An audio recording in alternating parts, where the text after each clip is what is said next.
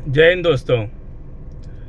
आज president Trump और Putin साहब की बैठक अलास्का में होनी थी।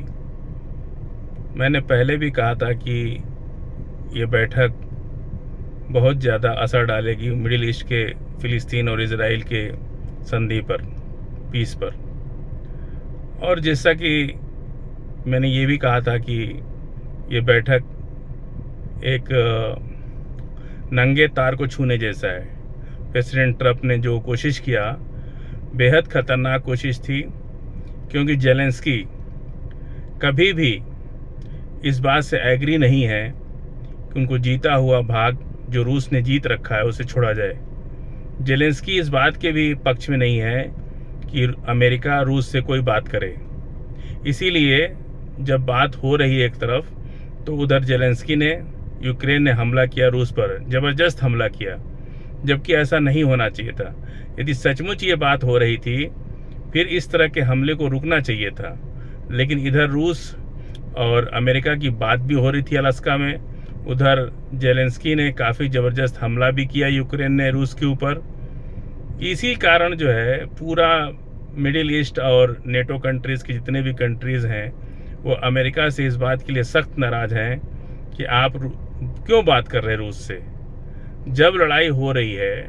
और बिना जेलेंस्की को विश्वास में लिए हुए ज़बरदस्ती ट्रंप जा कर के रूस से बात कर रहे हैं। अब रूस चाहता है कि पूरा यूक्रेन उनके हवाले कर दिया जाए, और यूक्रेन चाहता है कि जो रूस ने जीत रखा है वो छोड़ दे, और पूरा यूक्रेन जो युद्ध से पहले जिस स्थिति में था उस स्थिति में हो जाए।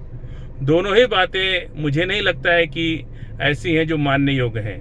न तो रूस को जो है जितना जीता हुआ भाग है, अगर उस पर संतोष करना पड़ेगा तो ठीक है, नहीं तो जेलेंस्की को जो बचा हुआ यूक्रेन का भाग है उस पर संतोष करना पड़ेगा तो ठीक है।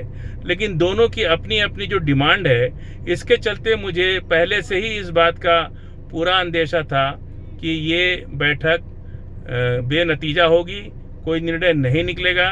ये बेवजह ट्रंप साहब जो हैं अपना टाइम ख़राब कर रहे हैं, और रूस को जो है बार बार बातचीत करके, दरअसल वो इसलिए रूस पर बातचीत करना चाहते हैं कि किसी तरह इजराइल को बचाया जा सके, क्योंकि उनको पता है कि जब तक रूस और यूक्रेन की जंग समाप्त नहीं होगी तब तक इजराइल और फिलिस्तीन और हमास और ईरान की जंग नहीं समाप्त हो सकती है।